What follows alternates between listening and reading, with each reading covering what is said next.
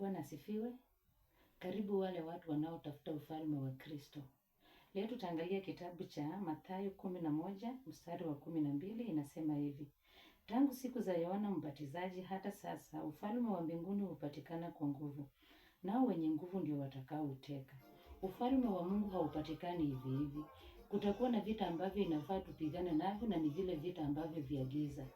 Muovu anapokukabidhi wewe, anakukabidhi anakukabidhi akiwa na uwezo. Pia sisi inafaa tumkabidhi tukiwa na uwezo. Na huo uwezo tunaupataje? Tunaupata katika kitabu cha Mika 3 mstari wa 8. Inasema hivi: bali mimi hakika nimejaa nguvu kwa Roho ya Bwana. Nimejaa hukumu na uweza, nimhubiri Yakobo kosa lake na Israeli dhambi yake. Ili sisi tupate kupokea nguvu ambayo itatuwezesha kupigana na yule muovu, lazima tuseme dhambi jinsi ilivyo. Ni lazima tuhubiri watu makosa yao. Tusiwe wale watu ambao tunalegeza makosa. Mtu anapofanya kosa, wacha kosa libaki kuwa kosa. Umuelekeze mtu kwa njia iliyo ya kweli, na usifanye vile kwa sababu unataka kupokea ajira. Fanya ni kwa sababu unatafuta ukweli ndani ya huyo mtu, na kwa pamoja tupate kuuteka ufalme wa Kristo.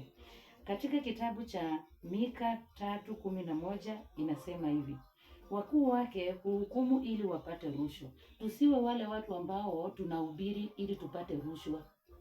Usihubiri watu kwa kuwabembeleza na kuwaambia yale ambayo wanataka kuyasikia, na ili hali wewe unataka kuhubiria watu wauteke ufalme wa Kristo. Hatuwezi teka kwa kubembelezana. Ambia mtu kosa lake, na atakapojua lile kosa atatafuta huo ukweli, na ukweli utamuelekeza katika kuteka ufalme wa Kristo. Na makuhani wake hufundisha ili wapate ajira, na manabii wake hubashiri ili wapate fedha. Mara mingi tumesikia watu hapa wanahubiri. Mtu anahubiri hapa ndio wewe upate kumpea ajira. Unahubiri nini? Ulipata bure, ulipokea bure, peana bure. Na iwapo wewe unataka kupokea ajira, utaambia mtu iliyo kweli. Utaanza kupotosha hukumu, utaanza kuambiana ukilegeza kamba ndiposa watu wapate kujaa kwa kanisa.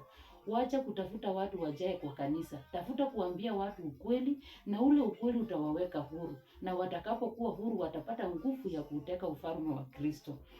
Inaendelea kusema nini? Na manabii wake hubashiri ili wapate fedha, ila hata hivyo wanategemea Bwana. Ni mara ngapi wewe unasikia mtu anaenda kwa kanisa anahubiri, hebu niambie mambo yangu, hebu niambie ni magani ambayo yanakuja.